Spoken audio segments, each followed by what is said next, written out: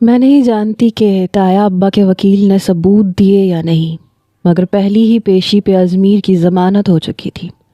وہ تیسرے دن ہی گھر آ چکا تھا، اور ان 3 دنوں میں دادی اماں نے مجھے نہ جانے کتنی بد دعائیں دی تھیں۔ آتے ہی وہ بس دادی اماں سے ملا اور اوپر کا زینہ چڑھ گیا۔ خود کو کمرے میں بند کر چکا تھا۔ عجیب بات یہ تھی کہ مجھے لگا تھا کہ وہ قیامت کھڑی کر دے گا، مجھ سے لڑے گا یا دادی کی طرح مجھے برا بھلا کہے گا، مگر ایک دم سے خاموشی چھا گئی۔ نہ تایا ابا نیچے آئے، نہ تائی اماں، یہاں تک کہ ربیہ تک نیچے نہیں آئی۔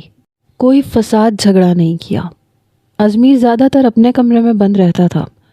چند دن بعد میں کالج جانے لگی تو دادی نے صاف منع کر دیا، کہنے لگی کوئی ضرورت نہیں ہے تمہیں کالج جانے کی، میرے بچے کی عزت کی دھجیاں اڑا کے تم پڑھنے جا رہی ہو۔ میں نے کہا دادی میں نے جو دیکھا تھا وہی کہا تھا، اگر آپ کا پوتا اتنا ہی سچا ہے تو چھپ کے کیوں بیٹھا ہے؟ دنیا کو فیس کرے، اگر فیس نہیں کر سکتا تو مطلب کہیں نہ کہیں اس کے کردار میں جھول ہے۔ میری بات پہ دادی کہنے لگی اپنی زبان کو لگام دو لڑکی، میرا پوتا ہرگز ایسا نہیں ہے اور تم نہیں جاؤ گی کالج۔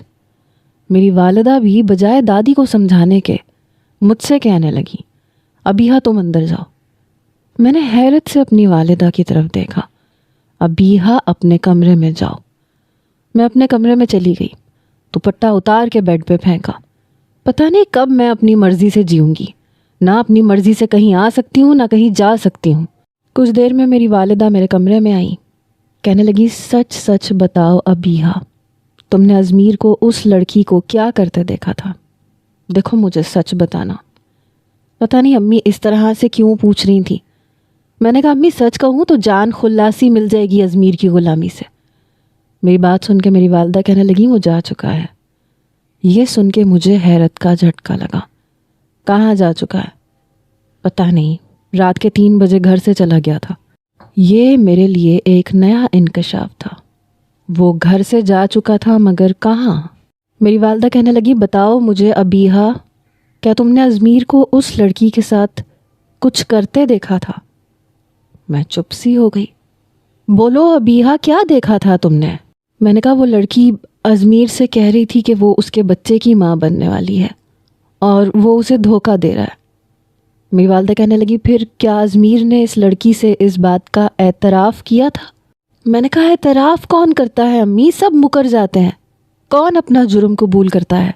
میری بات پہ میری والدہ کہنے لگی میڈیکل رپورٹ سے وہ لڑکی جھوٹی ثابت ہو چکی ہے۔ وہ جان بوجھ کے ازمیر کو بدنام کرنا چاہتی تھی تاکہ مجبوراً ازمیر اس سے شادی کر لے، اور اس بات کا اعتراف وہ لڑکی بھری عدالت میں کر چکی ہے۔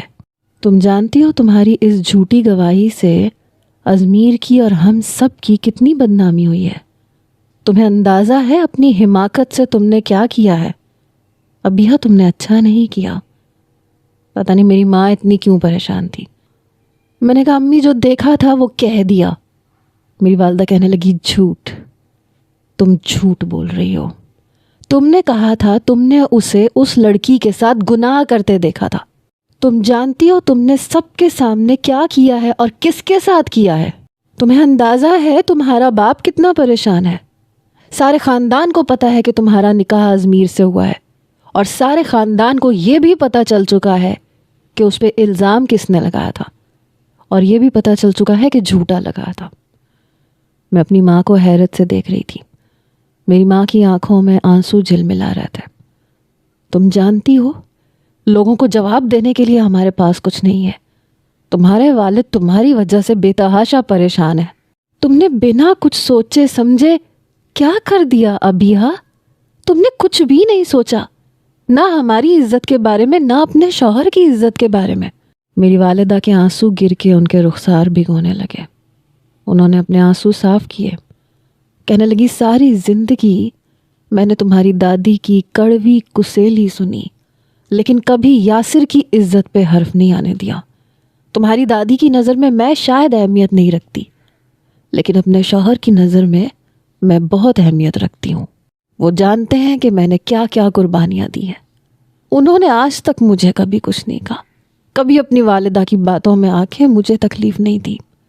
ٹھیک ٹھیک ہے تمہیں ازمیر پسند نہیں تھا، شادی سے پہلے مجھے بھی یاسر پسند نہیں تھے، لیکن شادی کے بعد ان کی محبت، ان کی چاہت پا کے میرا ذہن بدل گیا تھا۔ مجھے یہ بتاؤ کتنے فیصد لڑکیاں ہیں ہمارے معاشرے میں جن کی پسند سے شادی ہوتی ہے؟ زیادہ تر اپنے والدین کے فیصلے پہ کر لیتی ہیں، اور کچھ ایسے بھی ہیں جو اپنے ناپسندیدہ کزنوں سے بھی شادیاں کر لیتے ہیں، لیکن وقت گزرنے کے ساتھ ساتھ سب کچھ ٹھیک ہو جاتا ہے۔ یوں رشتہ توڑوانے کے لیے گھٹیا الزام تو نہیں لگاتی۔ جانتی ہو اگر وہ چاہتا تو تم پہ کیس کر سکتا تھا، حد کے عزت کا، لیکن اس نے کچھ نہیں کہا، صرف اپنے آپ کو عدالت کے سامنے کلیئر کیا۔ جانتی ہو عدالت میں وکیل نے تمہارے نام کو کتنا اچھالنا چاہا، تمہیں کورٹ میں بلانے کے لیے کہا گیا، لیکن ازمیر نے منع کر دیا کہ بات مجھ سے کریں، وہ نہیں آئے گی، وہ ہمارے گھر کی عزت ہے اور ہمارے گھر کی عزت عدالت میں نہیں جائے گی۔ الزام مجھ پہ لگا ہے، بدکاری کا لگا ہے، اور میں اسے پوری عدالت کے سامنے کلیئر کر دوں گا، اور اس نے کر کے دکھایا۔ چھوٹی موٹی لڑائیاں جھگڑے سمجھ میں آتے ہیں ابیا، لیکن جو تم نے کیا ہے وہ سمجھ میں نہیں آتا۔ میں چاہتی تھی کہ تمہیں سمجھاؤں، لیکن پھر پتہ چلا کہ وہ چلا گیا۔ میں تمہاری تائی اماں کے پاس گئی تھی، لیکن انہوں نے سیدھے منہ بات تک نہیں کی۔ کہنے لگی اگر ابیہ نے ازمیر کے ساتھ نکاح کر کے میرے بیٹے کو اس طرح سے بدنام کرنا تھا تو بتا دیتی، میں اپنے بیٹے کو مرنے دے دیتی، کیونکہ جو زندگی اس نے دی ہے وہ پل پل مرنے کے برابر ہی ہے۔ ایک عزت دار مرد خود پہ زنا کا الزام برداشت نہیں کر سکتا۔ اپنے بیٹے کو میں نے 2 بار پھوٹ پھوٹ کے روتے دیکھا ہے، ایک بار ابیہ کے لیے اور دوسری بار اپنی عزت کے چھن جانے پہ، اور دونوں کی وجہ تمہاری بیٹی ہے۔ میں کہہ دوں گی ازمیر سے کہ دے ابیہ کو طلاق، اپنی بیٹی سے کہنا کہ اسے جو پسند ہے اس سے نکاح کر لے۔ میری والدہ کی آنکھوں سے آنسو بہہ رہے تھے اور میں گم سم بیٹھی انہیں دیکھ رہی تھی۔ فی الحال تو مجھے یہ پریشانی تھی کہ وہ گیا کہاں، خود کو کچھ نہ کر بیٹھے۔ میں بے تحاشا پریشان ہوئی تھی۔ پورا دن گزر گیا تھا، دادی اماں کی تسبیحوں پہ تسبیحاں جاری تھیں، شاید کوئی وظیفہ پڑھنی تھی۔ رات کے 1 بجے وہ لاؤنج میں داخل ہوا۔ میرے والدین تک دادی اماں کے پاس بیٹھے تھے۔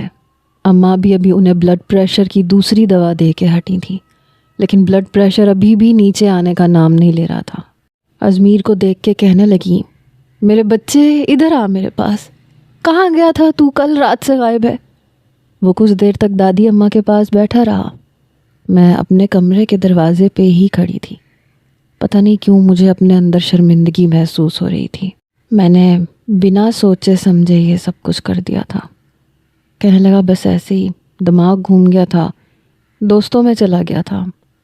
دادی مجھے نیند آ رہی ہے، آپ میری فکر مت کیا کریں، میں نے کہاں جانا ہے، یہیں رہنا ہے، یہ کہہ کے وہ اوپر چلا گیا۔ ایک طلاق یافتہ لڑکی کی معاشرے میں کیا عزت ہوتی ہے یہ میں اچھے طریقے سے جانتی تھی۔ ہاں اگر نکاح نہ ہوا ہوتا، بات صرف منگنی تک ہوتی تو بات اور تھی، اور پھر غلطی بھی میری تھی۔ نیلوفر نے فون کر کے مجھے بہت باتیں سنائی کہ تم نے بنا سوچے سمجھے رانیہ کا ساتھ دیا، حالانکہ ہم سب جانتے تھے کہ سر اس کے آئیڈیل ہیں اور وہ ایک جذباتی لڑکی ہے۔ جانتی ہو عدالت میں اس نے اپنے جرم کا اعتراف کیا ہے، کیونکہ اسے نہیں پتا تھا کہ بات اتنی بڑھ جائے گی۔ اسے لگا تھا کہ سر اپنی عزت بچانے کے لیے اس سے نکاح کر لیں گے، لیکن جب کیس ہوا، بات اس کے والدین تک پہنچی تو اس کے ہوش ٹھکانے آئے۔ اس نے خود اعتراف کیا ہے کہ اس نے یہ سب کچھ سر کو پانے کے لیے کیا تھا، جھوٹا الزام لگایا تھا۔ افسوس تم پہ ہے ابیہ کہ تم نے بنا سوچے سمجھے سر پہ الزام لگا دیا۔ اب تو مجھے بھی افسوس ہونے لگا تھا، اس لیے شام کے ٹائم میں اوپر کمرے میں گئی، کیونکہ وہ آج کل کالج نہیں آ رہا تھا، اپنے کمرے میں بند رہتا تھا، اس لیے میں شام کے وقت اوپر چلی گئی۔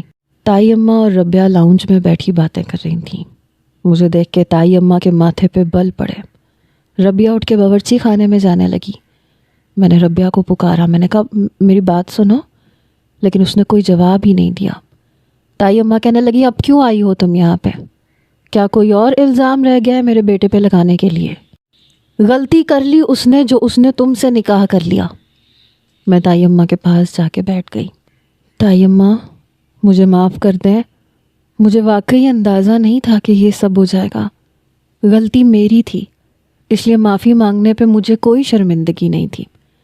تائی اماں کہنے لگی ہر چیز کی حد ہوتی ہے، جو تم نے کیا ہے وہ میری نظر میں قابل معافی ہے ہی نہیں۔ یہ کہہ کے وہ بھی اٹھ کے چلی گئی۔ میری آنکھوں میں آنسو جھلملا رہے تھے۔ میں ازمیر کے کمرے کے پاس گئی، لگ رہا تھا جیسے پاؤں بے جان ہو گئے ہیں۔ میں نے دروازے پہ دستک نہیں دی، ہلکا سا دروازہ کھولا۔ پورا کمرہ سگریٹ کے دھوئیں سے بھرا ہوا تھا۔ وہ صوفے پہ بیٹھا سگریٹ پی رہا تھا۔ مجھے دیکھ کے اس نے اپنا رخ بدل لیا۔ ابیہا جاؤ یہاں سے، لیکن میں پھر بھی اس کے پاس آئی۔ ازمیر میری بات سنو۔ اس نے سگریٹ ایش ٹرے میں بجھایا۔ تم نے سنی تھی میری بات، میں نے کہا تھا نا میری بات سن لو، لیکن تم نے نہیں سنی۔ تمہارا جو جی میں آیا تم نے کیا۔ دیکھو اس وقت میں بہت غصے میں ہوں، یہ نہ ہو میرے منہ سے کوئی ایسی بات نکل جائے کہ ساری زندگی تمہیں رونا پڑے، اس لیے جاؤ یہاں سے۔ میری آنکھوں سے آنسو بہنے لگے۔ میں نے کہا تم نے مجھے ڈانٹنا ہے، ڈانٹ لو، میں تمہیں کچھ نہیں کہوں گی کیونکہ میری غلطی ہے۔ Please Izmir, I am sorry. میری بات سن کے وہ اٹھ کے کھڑا ہو گیا، مجھے بازو سے پکڑا، تیز قدم بڑھاتا ہوا اپنے کمرے کے دروازے تک لایا اور مجھے دروازے سے باہر نکال دیا۔ آئندہ میری اجازت کے بغیر میرے کمرے میں مت آنا، یہ کہہ کے اس نے بڑی زور سے دروازہ بند کیا۔ میں رونے لگی، حالانکہ تائی اماں وہیں بیٹھی تھیں لیکن اپنا رخ بدل گئیں۔ ربیہ بھی کچن سے باہر آ کے دیکھنے لگی، لیکن پھر ماتھے پہ بل ڈال کے پھر چلی گئی۔ آج تک وہ بھی تو میری اہانت کرتا آیا تھا، اسے تو کبھی کسی نے نہیں روکا نہ ٹوکا، اور میں تو اپنی غلطی کی معافی بھی مانگ رہی تھی۔ میں چپ چاپ زینہ اتر کے نیچے آ گئی۔ میری والدہ اس وقت چائے بنا کے لاؤنج میں رکھ رہی تھیں۔ کہنے لگیں تم اوپر کیوں گئی تھی؟ میں نے کہا معافی مانگنے گئی تھی، میری غلطی تھی اس لیے مجھے معافی تو مانگنی تھی۔ میری والدہ کہنے لگیں پھر معاف کر دیا اس نے؟ میں نے کہا کمرے سے باہر نکال دیا۔ دادی اماں کہنے لگیں تو اور کیا کرتا، پھولوں کے ہار پہناتا تمہیں، اور یہ لڑکی جو کچھ تم نے کیا ہے اچھا نہیں کیا۔ میں دادی کے پاس جا کے بیٹھ گئی۔ میں نے کہا دادی آپ اس سے کہیں نا مجھے معاف کر دے، مجھ سے غلطی ہو گئی۔ میں دادی کے ساتھ لگ کے رونے لگی۔ میری والدہ کی آنکھوں میں بھی آنسو تھے۔ دادی کہنے لگی اچھا میں سمجھاؤں گی اسے، بس رونا بند کرو۔ میں اپنے آنسو صاف کرتے ہوئے اپنے کمرے میں چلی گئی، اپنے کالج کی کتابیں اٹھائیں اور پڑھنے لگی، کیونکہ نیلوفر نے بتایا تھا کہ پرنسپل خود کلاس میں آئے تھے، کہہ رہے تھے کہ ہم ازمیر سے بات کر رہے ہیں کہ وہ دوبارہ سے کلاس جوائن کر لے، اور رانیہ کو کالج سے نکال دیا گیا ہے، تو یقیناً وہ کالج دوبارہ سے جوائن ضرور کرے گا۔ اگلے روز جب میں کالج جانے کے لیے باہر جانے لگی تو وہ اپنی بائک اسٹارٹ کر رہا تھا۔ میں اس کے پاس جا کے کھڑی ہو گئی۔ میں نے کہا کیا مجھے کالج تک کی لفٹ مل سکتی ہے؟ اس نے میری طرف دیکھا تک نہیں، اپنی بائک پہ بیٹھا، بائک اسٹارٹ کی اور چلا گیا۔ اس کی یہ بے رخی مجھے اندر سے کھل رہی تھی۔ ایک بار کہہ دیتا ابیہا تمہیں معاف کر دیا، بات ختم ہو جاتی۔ میں نے بھی تو اسے کئی بار معاف کیا تھا، کیا نہیں کیا تھا؟ اس نے پوری کلاس کے سامنے مجھے اتنی زور سے اسکیل مارا تھا، مجھے ڈانٹا تھا، لیکن اس کے معافی مانگنے پہ میں نے ایسا تو نہیں کیا تھا۔ میں بس کے ذریعے سے کالج پہنچ گئی۔ کلاس بھی کچھ لیٹ ہو چکی تھی، اور آج پہلی کلاس اسی کی تھی۔ جب میں کلاس کے سامنے کھڑی ہوئی تو صرف 5 منٹ لیٹ تھی، اور وہ بھی بس کی وجہ سے لیٹ ہوئی تھی۔ وہ کلاس میں کھڑا تھا، لیکچر دے رہا تھا۔ میں نے کہا میں آئی کم ان سر؟ اس نے ایک نظر مجھے دیکھا، کہنے لگا نو، باہر کھڑی رہیں۔ میں نے کہا سر وہ بس لیٹ ہو گئی تھی، میرا قصور نہیں ہے۔ وہ کہنے لگا میں نے یوں اجازت دینی شروع کر دی تو آدھی سے زیادہ لڑکیاں آدھی کلاس ختم ہونے کے بعد آیا کریں گی۔ جائیے مس ابیہا باہر جا کے کھڑی ہو جائیں۔ بنا میری طرف دیکھے اس نے یہ بات کہی۔ پوری کلاس کے سامنے مجھے باہر کھڑا ہونا پڑا۔ شاید مجھے سزا دے رہا تھا، ہمیشہ سے سزا ہی تو دیتا آیا تھا، لیکن اس بار شاید میرا قصور بہت بڑا تھا۔ جب اس کی کلاس ختم ہوئی تو تیزی سے کوریڈور سے گزر کے چلا گیا۔ میں واپس گھر آئی تو میری والدہ کھانا بنا رہی تھیں۔ چپ چاپ میں نے ہاتھ دھوئے، کپڑے بدلے، جب باہر آئی تو ازمیر اوپر کا زینہ چڑھ رہا تھا۔ ارے بیٹا کھانا تو کھا جاؤ، اس بار میری والدہ نے کہا۔ نہیں چچی، میں اوپر کھا لوں گا، آج کے بعد سے آپ میرے کھانے پینے کی فکر مت کیجیے گا۔ یہ کہہ کے وہ سیڑھیاں پھلانگتا ہوا اوپر جا چکا تھا۔ دادی اماں کہنے لگی اب نہیں آئے گا نیچے، میں اچھے طریقے سے جانتی ہوں۔ اس کے غصے کو تو میں بھی جان چکی تھی، جب بھی اس کا کوئی کام کرنے لگتی تو صاف منع کر دیتا، اپنی شرٹ تک میرے ہاتھ سے چھین لیتا۔ رابعہ استری کر دے گی، اور تم اوپر کیوں آئی ہو، کس کی اجازت سے آئی ہو، جاؤ نیچے جاؤ، سب کے سامنے کہہ دیتا تھا، جیسے میری اپنی کوئی عزت ہی نہ ہو۔ نیچے دادی میری جان کو آئی رہتی تھی کہ جاؤ جا کے اس کے کام کرو، اسے منانے کی کوشش کرو۔ کیسے مناتی، پتہ نہیں میں کس مصیبت میں پھنس گئی تھی۔ چھوٹی تائی اماں ذکی بھائی کی شادی کر رہی تھیں، اس لیے کہہ رہی تھی کہ رضی کی بھی ساتھ ہی کر دیں۔ اسی سلسلے میں وہ ہمارے گھر آئی ہوئی تھیں، دادی کے پاس بیٹھی تھیں۔ بڑی تائی اماں کو بھی نیچے آنا پڑا۔ دادی اماں کہنے لگی چلو یہ تو اچھی بات ہے، ایسے کرتے ہیں ازمیر اور ابیہا کی بھی رخصتی کر دیتے ہیں۔ تائی اماں کہنے لگی ازمیر تو ابھی رخصتی کرنے کے موڈ میں بالکل بھی نہیں ہے، وہ کہتا ہے چند سال تک رخصتی نہیں کروں گا۔ چھوٹی تائی اماں کہنے لگی یہ کیا بات ہوئی، کچھ مہینے پہلے جب نکاح ہوا تھا تب تو اسے رخصتی کی بڑی جلدی تھی۔ تائی اماں کہنے لگی مجھے نہیں پتا، جب کرنی ہوگی تو کر لے گا، اب میں اپنے بیٹے کے ساتھ زبردستی تو نہیں کر سکتی۔ رضی کہنے لگا یہ اچھی ہے آپ کی تائی اماں، کل تک ازمیر بھائی کی زبردستی کا نتیجہ یہ تھا کہ ابیہا سے ان کا نکاح ہو گیا، کل تک تو وہ مرنے مرانے پہ آئے ہوئے تھے، آج انہیں رخصتی نہیں کرنی۔ دادی اماں سے کہاں برداشت تھا، فوراً سے کہنے لگی رضی تم اپنا منہ بند رکھو، بڑا بھائی ہے تمہارا۔ وہ کہنے لگا ٹھیک ہے، میں نے کب انکار کیا ہے۔ پھر اٹھ کے باورچی خانے میں میرے پاس آ گیا، میں سب کے لیے چائے بنا رہی تھی، ساتھ میں اپنے آنسو صاف کر رہی تھی۔ میں نہیں جانتی تھی کہ رضی میرے بالکل پیچھے کھڑا ہے۔ کہنے لگا کیا کر رہی ہو لڑکی؟ میں نے برجستہ پلٹ کے دیکھا، پھر اپنے آنسو صاف کرنے لگی۔ میں نے کہا کچھ نہیں، بس چائے بنا رہی تھی۔ شاید وہ میری آنکھوں کی نمی کو دیکھ چکا تھا، فوراً سے میرے بازو پکڑ کے مجھے سیدھا کیا۔ کہنے لگا رو کیوں رہی ہو؟ وہ صرف میرا کزن نہیں تھا، بچپن سے ابھی تک اپنی ہر بات میں اس سے کرتی آئی تھی، اس لیے میں رونے لگی، چاہ کے بھی اپنے آنسوؤں پہ اختیار کھو چکی تھی۔ اس نے میرے آنسو صاف کیے۔ ابھی ہاں کیا ہوا تمہیں؟ میں نے کہا میں اتنی منتیں کر چکی ہوں اس کی، مان کے ہی نہیں دے رہا، مجھ سے بات تک نہیں کر رہا، میں اپنی غلطی کی کئی بار اس سے معافی مانگ چکی ہوں۔ رضی کہنے لگا تو اتنی منتیں کیوں کر رہی ہو، چھوڑ دو اس کو اس کے حال پہ۔ میں نے کہا نہیں چھوڑ سکتی، سب مجھے برا بھلا کہیں گے، اب تو اماں بھی مجھے باتیں سناتی ہیں کہ مجھے شوہر کی عزت رکھنی چاہیے تھی، میں نے جان بوجھ کے یہ سب نہیں کیا تھا، مجھ سے ہو گیا، کتنی بار اسے سوری کہہ چکی ہوں۔ کہنے لگا اچھا چھوڑو تم رویا مت کرو، پتہ ہے میری کوئی بہن نہیں ہے، اور بچپن سے تمہارے ساتھ رہ کے مجھے کبھی بھی بہن کی کمی محسوس نہیں ہوئی، اسی لیے اب تمہارے آنسو دیکھ کے تکلیف ہو رہی ہے، خوش رہا کرو۔ یہ کہہ کے رضی میرے سر پہ ہاتھ رکھ کے جا چکا تھا۔ میں کیسے خوش رہتی؟ ایک تو زبردستی مجھے اپنے ساتھ ایک اٹوٹ بندھن میں وہ باندھ چکا تھا، اور اب اتنی بے رخی، پہلے اتنی اہمیت دیتا تھا اور اب بالکل لا تعلق سا ہو گیا تھا۔ بہرحال باہر ایک بحث چھڑ چکی تھی، میں چائے رکھ رہی تھی تو چھوٹے تایا ابا کہنے لگے ازمیر کی ایک بات ہم نے مان لی، اماں دوسری بات آپ اس سے منوائیں، جب نکاح کر لیا تو رخصتی کرنی پڑے گی۔ تبھی وہ باہر آیا، کہنے لگا کیا ہو گیا چچا؟ میں کہیں بھاگا تو نہیں جا رہا ہوں، کر لوں گا رخصتی، ویسے بھی آپ کی بھتیجی نے رخصتی کی جو شرائط رکھی تھی میں ابھی ان پہ پورا نہیں اترتا، ابھی بھی مجھے اپنے غصے پہ کنٹرول نہیں ہے۔ میں کہہ رہا ہوں نا کہ جب آپ کی بھتیجی کی شرائط پوری ہو جائیں گی تو رخصتی کروا لوں گا، ٹینشن لینے کی ضرورت نہیں ہے کسی کو۔ میری ہی باتوں پہ وہ مجھے ہی پھنسا کے جا چکا تھا۔ چائے کا کپ اٹھا کے اوپر کا زینہ چڑھ گیا، جیسے بات کو ختم کر چکا۔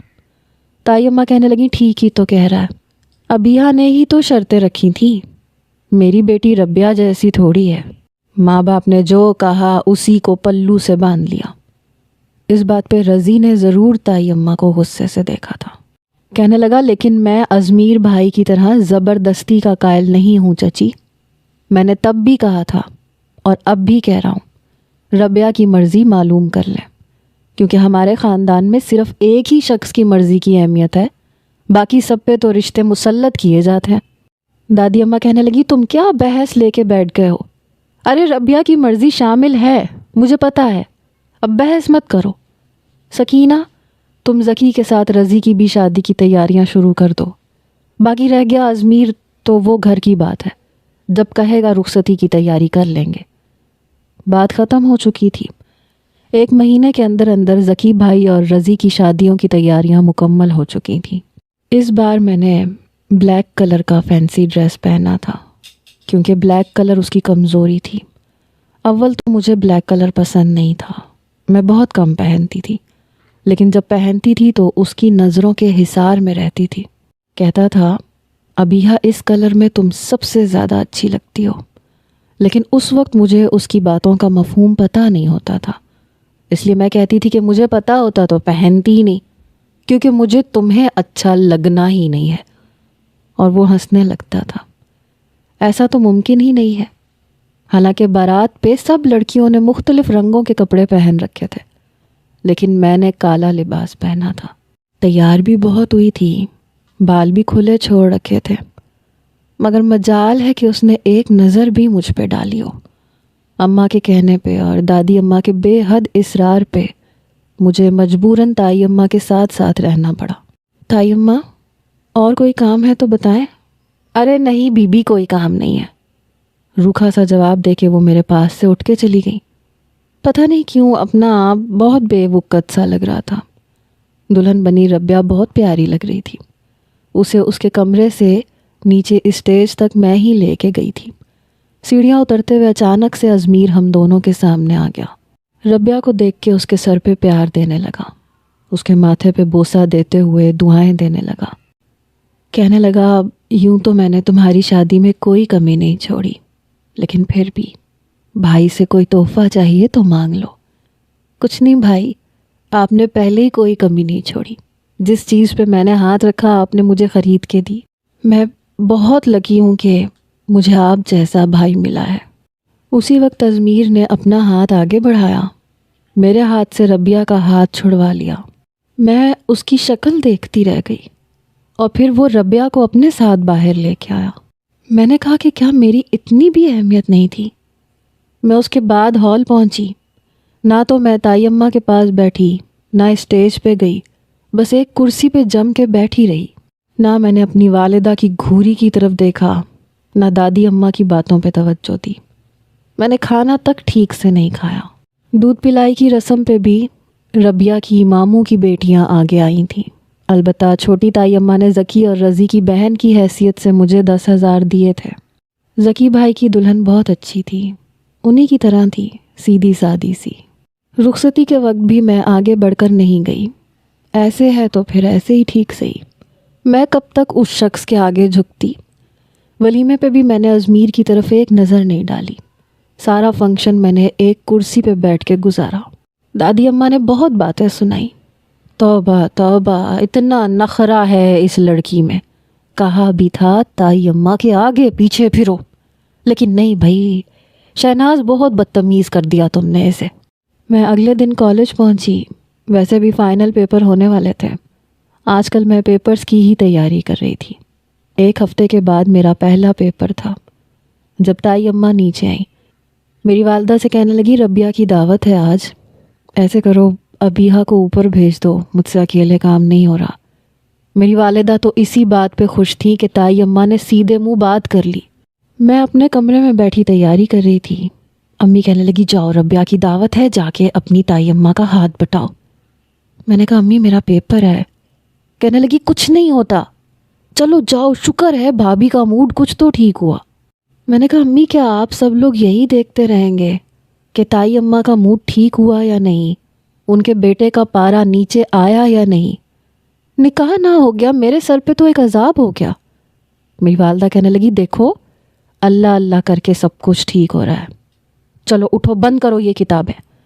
अम्मी ने मेरे सामने से सारी किताबें बंद करके रख दी। मैं ऊपर गई, किचन में जाके खाना बनाने लगी। ऊपर के पोर्शन में कोई भी नहीं था। वैसे भी गर्मियों के दिन थे तो इसलिए मैंने दुपट्टा उतार के एक तरफ रख दिया। ताई अम्मा ने बस मुझे ये बताया कि मुझे बनाना क्या क्या है, बाकी कोई भी मदद नहीं की। मैं किचन में मसरूफ़ थी जब मुझे लाउंज से अज़मीर की बातें करने की आवाज़ आई। अम्मी, ये सामान कहाँ रखना है? अरे बावर्ची खाने में रख दो। ताई अम्मा ने अपने कमरे से हाँक लगाई। रबिया को कड़ी बेहद पसंद थी, इसलिए मैं कड़ी के पकौड़े तल रही थी।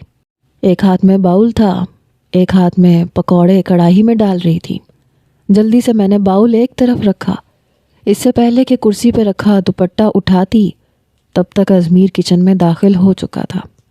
सामने टेबल पे सामान रख रहा था और वहीं खड़ा था जिस कुर्सी के पास मेरा दुपट्टा पड़ा था। मैं भी उसी टेबल तक पहुंच गई। उसने एक नज़र मेरी तरफ डाली। मैंने कहा, वो मेरा दुपट्टा। मैंने दुपट्टे की तरफ इशारा किया। कहने लगा, ओह आई एम सॉरी, मुझे नहीं पता था कि तुम किचन में हो। तुम्हारा तो वैसे भी मुझसे पर्दा है। मेरा दुपट्टा उठा के उसने मेरे गले में डाल दिया। फिर कहने लगा, नहीं याद आया, तुम्हारी नज़र में तो मैं कैरेक्टरलेस किस्म का लड़का हूँ, तो तुम्हें तो अपनी इज्जत का ख़तरा है ना मुझसे, कि कहीं तुम्हें बिना दुपट्टे के देखूंगा तो ना जाने तुम्हारे साथ क्या कर बैठूं। उसके तंज के निश्तर शुरू हो चुके थे। अज़मीर, मैंने ऐसा कुछ नहीं कहा और ना मैं तुम्हारे बारे में ऐसा सोचती हूँ। कहने लगा, नहीं सोचती तो तुम बहुत कुछ हो। तुम्हारी सोच मैं अच्छे तरीके से जान चुका हूँ। एक्चुअली तुम जैसी नॉवल लवर लड़कियाँ इस किस्म के एडवेंचर्स को बहुत इन्जॉय करती हैं, जो पिछले दिनों तुमने मेरे साथ किया है। मैं फिर से शर्मिंदा हुई। अज़मीर, I am sorry. Sorry for what Abiha? अरे मैं सच कह रहा हूँ, बहुत बुरा हूँ मैं, मुझसे बच के रहा करो, कहीं रानिया की तरह तुम्हारी भी इज्जत को तार तार ना कर दूँ। फिर ताई अम्मा को बुलाने लगा। अम्मी अम्मी कह के पुकारने लगा। कुछ देर में ताई अम्मा किचन में आ गई। कहने लगा, क्या करती हैं आप? अरे अकेली लड़की को आपने किचन में काम पे लगा रखा है, इसके साथ खड़ी हो ना। आपको नहीं पता आपके घर में एक कैरेक्टरलेस लड़का रहता है, किसी की भी इज्जत को बर्बाद कर सकता है। मैं चाह के भी अपने आंसू रोक नहीं पाई। मैंने अपने आंसू साफ किए, सिंक से अपने हाथ धोए, किचन से बाहर जाने लगी तो उसने मेरा बाजू पकड़ के मुझे अपने सामने खड़ा किया। जा रहा हूँ मैं यहाँ से, इस घर की बहू हो ना तुम, तो चलो शाबाश, बहू होने के फ़र्ज़ निभाओ। ये कह के मेरा हाथ छोड़ के चला गया। ताई अम्मा भी मुझे गुस्से से देखती हुई किचन से बाहर निकल गई। आंसू बहाते हुए मैंने बाकी का तमाम काम किया। सब कुछ बनाने के बाद मैं अपने पोर्शन में चली गई। अपने कमरे में बैठ के रोने लगी। किस चीज़ की सज़ा दे रहा था मुझे? ठीक है, मैंने जो किया गलत फहमी में कर दिया, माफ़ी भी तो मांगी, वो उसे नज़र नहीं आ रहा। अब ये सारी ज़िंदगी मेरे साथ ऐसे ही करता रहेगा। मैं कमरे में आई तो अम्मा कहने लगी, जल्दी से तैयार हो जाओ, हमारा खाना भी ऊपर ही है। मैं तैयार होके ऊपर आई, तब तक रबिया और छोटी ताई अम्मा और बाकी सब भी आ चुके थे। यूँ तो रबिया बहुत प्यारी लग रही थी, लेकिन काफ़ी चुप चुप सी थी। उसके चेहरे पे वो मुस्कुराहट नहीं थी जो हमेशा सजी रहती थी। बड़ी खामोशी से रज़ी के बराबर में बैठी हुई थी। हालांकि बहुत खूबसूरत जोड़ा पहन रखा था। ज़की भाई की बीवी भी बहुत प्यारी लग रही थी। उन दोनों के चेहरे पे मुस्कुराहट थी, अलबत्ता रज़ी ना तो मुस्कुरा रहा था और ना ही रबिया। खाने का पहला नवाला लेते ही रज़ी ने मेरी तरफ देखा। आज का खाना लग रहा है अबीहा ने बनाया है। मैंने कहा, तुम्हें कैसे पता? कहने लगा, तुम्हारे हाथ का जायका ही इतना लाजवाब है, पहले नवाले से पता चल जाता। मैं मुस्कुराने लगी। कहने लगा, अपनी कज़न को भी कुछ सिखा देना था। तौबा है, चाय तक नहीं बनानी आती। ताई अम्मा, आपने ही कुछ सिखाना था ना इसे, ऐसे मुंह उठा के आपने शादी कर दी। पकड़ के शादी करवाने का बहुत शौक था आपको। अरे अपनी बेटी को 4 गुण भी सिखाने चाहिए थे। अब अबीहा को ही देख लें, रबिया से 1 साल छोटी है। ये पूरा टेबल उसने सजा के रख दिया। फिर मेरी वालिदा से कहने लगा, चाची आपने बहुत अच्छी तरबियत की है अबीहा की। ताई अम्मा की तो लॉटरी निकल आई। पता नहीं क्यों, लेकिन ताई अम्मा के साथ साथ अज़मीर का भी मुंह बना। चलो बेगम साहिबा, اب میری پلیٹ میں کھانا تو ڈال دو، کیا اتنا بھی سلیقہ نہیں آتا تمہیں؟ توبہ ہے، میں تو تنگ آ گیا ہوں، رضی نے ربیہ سے کہا۔ سب کے سامنے شاید اسے اپنی انسلٹ فیل ہونے لگی تھی۔ کہنے لگی ایسی بھی کوئی بات نہیں ہے۔ جلدی سے اس نے باؤل پکڑا اور رضی کی پلیٹ میں کڑی ڈالنے لگی، لیکن پتہ نہیں کیوں اس کے ہاتھ کپ کپا رہے تھے، اس لیے کڑی آدھی رضی کے سوٹ پہ گر گئی اور آدھی اس کی پلیٹ میں۔ او یو نان سینس! وہ بری طرح سے دھاڑا۔ سب کے سب اس کی طرف دیکھ رہے تھے۔ ایک خاموشی تھی جو چھا گئی تھی۔ یہ کیا کیا ہے تم نے؟ رضی فوراً سے کھڑا ہو گیا۔ وہ میرا ہاتھ۔ او شٹ اپ یار، کسی چیز کا طریقہ سلیقہ سیکھ لیتی تم، سارا میرے کپڑوں کا ستیہ ناش کر دیا۔ جلدی سے رضی نے 3-4 ٹیشو پیپر پکڑے، اپنی شرٹ صاف کرنے لگا۔ پلیز ازمیر بھائی، آپ ہی اسے کچھ سمجھائیں، کچھ سکھائیں اسے، اس جاہل لڑکی کو۔ میرا اس کے ساتھ گزارا کرنا بہت مشکل ہے۔ رضی کرسی کھسکا کے اٹھ کے نیچے جا چکا تھا۔ ربیہ کی تو جان پہ بنی۔ رضی آپ کہاں جا رہے ہیں؟ میں گھر جا رہا ہوں، اور پلیز میرے پیچھے مت آنا، کھانا کھاؤ اور اماں کے ساتھ آنا۔ بدتمیز لڑکی۔ رضی کا رویہ دیکھ کے ہم سب حیران تھے۔ ہر وقت ہنسنے مسکرانے والا خوش اخلاق سا رضی، وہ تو شاید کہیں گم ہو کے رہ گیا تھا۔ لگ رہا تھا جیسے یہ رضی کوئی اور ہو۔ میری تائی اماں تو حیرت سے رضی کے رویے کو دیکھے جا رہی تھی۔ چھوٹی تائی اماں کہنے لگی، بیٹا تم کھانا کھاؤ، کتنی بار تمہیں سمجھایا ہے، جیسا وہ چاہتا ہے ویسی بن جاؤ۔ لیکن ازمیر اس بار چپ نہیں ہوا۔ کہنے لگا، چچی یہ رضی کا رویہ مجھے سمجھ میں نہیں آ رہا۔ شادی کو ابھی وقت کتنا گزرا ہے؟ مشکل سے 15 سے 20 دن، اور آپ کیا چاہتی ہیں 15-20 دنوں میں میری بہن اس کی مرضی کے مطابق سانس لینا شروع کر دے؟ لڑکی کو بھی وقت چاہیے ہوتا ہے۔ یہ سن کے چھوٹی تائی اماں کہنے لگی، ارے تم تو رہنے دو ازمیر، تمہارے منہ سے یہ بات نہیں جچتی۔ ارے بنا رخصتی کے تمہاری ماں نے سارا کھانا بہو کے ہاتھ سے بنوایا ہے، تو کیا تمہاری ماں پہ یہ بات جچتی ہے؟ ازمیر کہنے لگا، یہ میرا اور میری بیوی کا معاملہ ہے، اور میں چاہوں گا کہ بیچ میں کوئی نہ بولے۔ پتہ نہیں کیوں لیکن میرا حلق خشک ہوا، کیونکہ وہ بہت غصے میں تھا۔ چھوٹی تائی اماں کہنے لگی، تو پھر یہ بھی ربیہ اور رضی کا معاملہ ہے میاں، تم بھی چپ ہی رہو تو بہتر ہے۔ ازمیر کہنے لگا، میں جانتا ہوں آپ یہ سب کچھ کیوں کر رہی ہیں ربیہ کے ساتھ۔ بات کہیں سے کہیں جا رہی تھی۔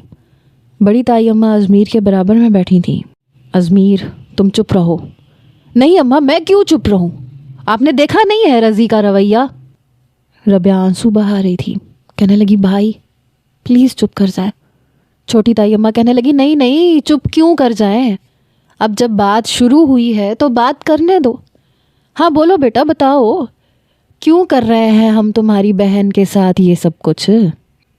وہ کہنے لگا، کیونکہ ذکی کا رشتہ جو نہیں ہوا ابیہا کے ساتھ، میں نے اس سے نکاح کر لیا، اس بات کا بدلہ لے رہے ہیں آپ لوگ میری بہن سے، جس کا کوئی قصور نہیں ہے۔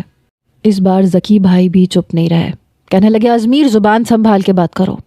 میں نے ہمیشہ ابیہا کو اپنی چھوٹی بہن سمجھا ہے، کیونکہ ہمیں پتا تھا کہ وہ تمہاری منگیتر ہے۔ دادی اماں نے بچپن سے اسے تمہارے نام کر دیا تھا، اس لیے نہ میں نے کبھی ابیہا کو اس نظر سے دیکھا تھا اور نہ رضی نے، اور ویسے بھی ہماری کوئی بہن نہیں تھی، ہمارا رویہ ابیہا سے چھوٹی بہن کی طرح ہی تھا۔ لیکن جب ابیہا کو یہ پتا چلا کہ وہ تمہارے نام پہ منسوب تھی تو اس نے خود انکار کیا تھا۔ یہ منگنی میرے والدین کی مرضی سے ہوئی تھی، اور اس وقت میں بھی اس رشتے کو قبول نہیں کر پا رہا تھا۔ آنن فانن جیسے منگنی ہوئی تھی ویسے ٹوٹ بھی گئی۔ یہ 2-4 دن میں نے کیا ہی سوچ لینا تھا ابیہا کے بارے میں۔ بات ختم ہو چکی ہے، دوبارہ سے اس بات کو غلط رنگ مت دو۔ وہ ابھی بھی میرے لیے چھوٹی بہن کی حیثیت رکھتی ہے۔ اور رہ گئی بات ربیہ کی، تو تم جانتے ہو کہ ربیہ کو کام کرنے کی عادت نہیں ہے، کیونکہ بچپن سے اپنے چھوٹے بڑے سب کام تم ابیہا سے کرواتے آئے ہو۔ ہاں تو میری اکلوتی بہن ہے، اگر میں نے اس کے ناز نخرے اٹھائے ہیں تو اس میں کون سی مصیبت آ گئی ہے؟ ذکی کہنے لگا، یہی بات میں بھی کہہ سکتا ہوں، ابیہا بھی اکلوتی ہے، تو کیا تم نے کبھی اس کے ناز نخرے اٹھائے ہیں؟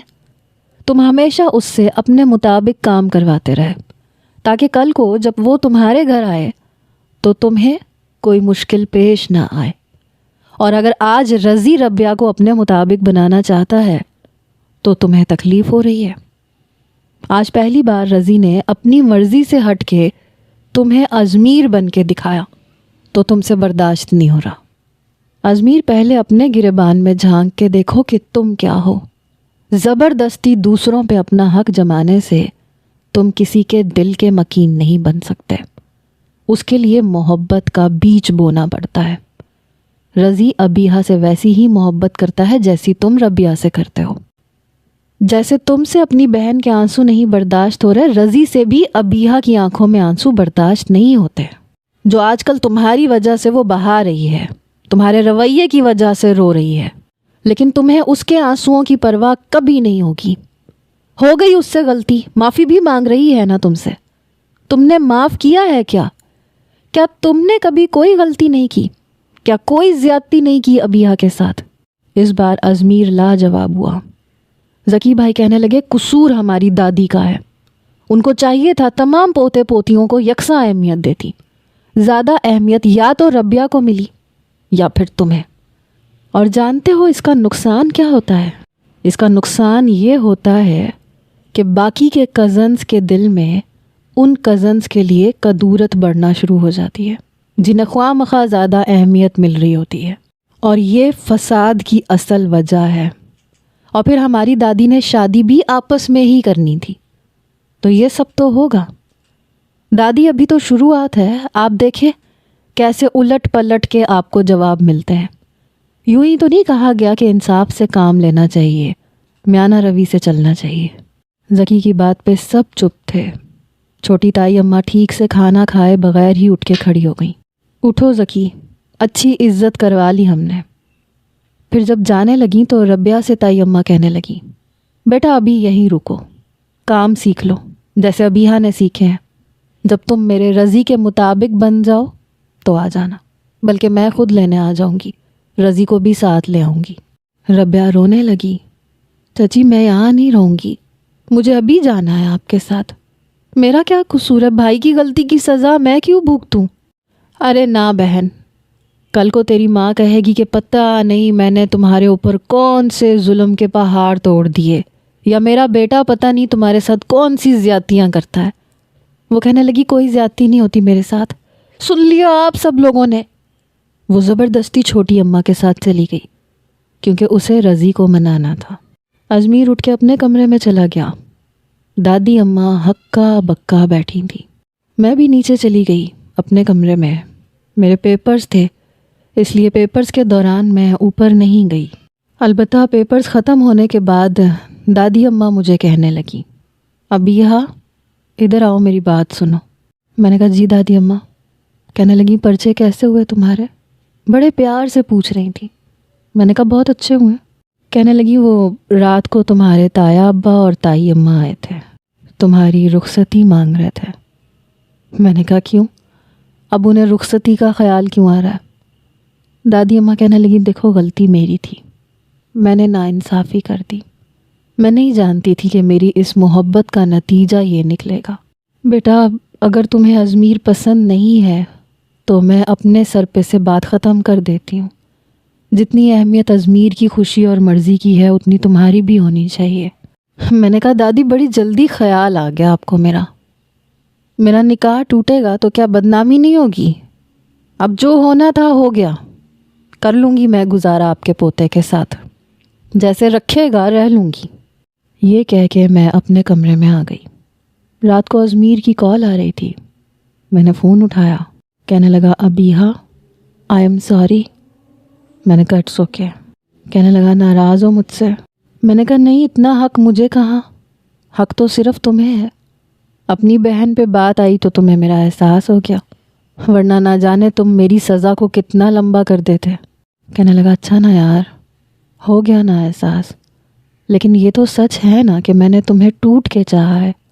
تمہاری عزت میں کبھی بھی کوئی فرق نہیں کروں گا۔ رضی نے اچھے طریقے سے سمجھا دیا ہے مجھے کہ بیوی کے ساتھ کس طرح سے رہنا چاہیے۔ اسے صرف جنونی محبت نہیں، اسے عزت چاہیے ہوتی ہے، رسپیکٹ چاہیے ہوتی ہے۔ اچھا پلیز اپنا دل صاف کر لو۔ میں نے کہا سوچوں گی۔ یعنی کہ میں یہ سمجھ لوں کہ شادی کی رات مجھے تمہارے سامنے کان پکڑنے پڑیں گے؟ میں نے کہا ہو سکتا ہے۔ کہنے لگا ٹھیک ہے میں پکڑ لوں گا۔ میں نے کہا میں آگے نہیں پڑھوں گی۔ وہ ہنسنے لگا، کہنے لگا نہیں یہ بات میں نہیں مانوں گا، کالج تو تم جاؤ گی، آگے بھی پڑھو گی۔ میں نے کہا تم بہت برے ٹیچر ہو، تم ڈانٹتے ہو۔ کہنے لگا میں کتنا اچھا ہوں یہ تمہیں 15 دن کے بعد بتاؤں گا۔ Okay bye. 15 دن بعد میں رخصت ہو کے ازمیر کے کمرے میں موجود تھی۔ دل کی حالت بڑی عجیب تھی۔ اب تو سب کچھ ٹھیک ہو گیا تھا لیکن پتہ نہیں کیوں پھر بھی ڈر لگ رہا تھا۔ جب وہ کمرے میں آیا تو میں سمٹ کے بیٹھ گئی۔ اس نے کمرے کا دروازہ بند کیا، کنڈی لگائی اور میرے پاس آ کے بیٹھ گیا۔ بہت تنگ کیا نا میں نے تمہیں؟ میں نے اس بات میں سر ہلایا۔ اس نے واقعی میرے سامنے اپنے کان پکڑ لیے۔ I am sorry. میں نے کہا ٹھیک ہے، معاف کیا، کیا یاد کرو گے؟ پھر میرا ہاتھ پکڑ کے مجھے اپنی طرف کھینچا، کہنے لگا تمہیں کچھ دکھانا چاہتا ہوں۔ میں نے کہا اب کیا دکھانا ہے تم نے مجھے؟ وہ بیڈ سے کھڑا ہو گیا، میرا ہاتھ ابھی بھی اس کے ہاتھ میں تھا۔ اپنی الماری کے پاس لے گیا، وہاں پہ ایک بہت بڑی اسکیچ بک تھی، میری تصویر بنائی ہوئی تھی اپنی تصویر کے ساتھ۔ کہنے لگا تم یہاں رہتی ہو ابیہا بچپن سے، مجھے محبت جتانی نہیں آتی، ہاں کرنی آتی ہے، تمہیں کر کے دکھا سکتا ہوں۔ ابھی بھی مجھ میں بہت سی برائیاں ہیں، پلیز انہیں تم محبت سے سدھار دینا۔ میں نے اپنا آپ تمہارے حوالے کیا، جیسا چاہو مجھے بنا لو۔ میں ہمیشہ تمہیں یہ کہتا ہوں کہ تمہارے دل پہ میرا حق ہے، لیکن نہیں، اصل میں میرے دل پہ تمہارا حق ہے، اور یہ حق میں نے تمہیں بچپن سے دیا تھا۔ تمہارے دل میں جگہ بنانا ابھی باقی ہے، اور مجھے یقین ہے کہ اپنی محبت سے میں تمہارے دل میں جگہ بنا لوں گا۔ میرا ساتھ دو گی نا؟ میں نے کہا ہاں کوشش کروں گی۔ تھینک یو سو مچ۔ یہ کہہ کے اس نے میرے رخسار کو اپنے لبوں سے چھوا تھا، میرے ایک ایک نقش پہ اپنے ہونٹوں کی مہر لگا رہا تھا، لیکن بہت محبت سے۔ اور پھر کیا ہوا وہ بتاتے ہوئے مجھے بہت شرم آ رہی ہے، اس لیے وہ سب کچھ میں نہیں بتاؤں گی۔ Tata, bye bye.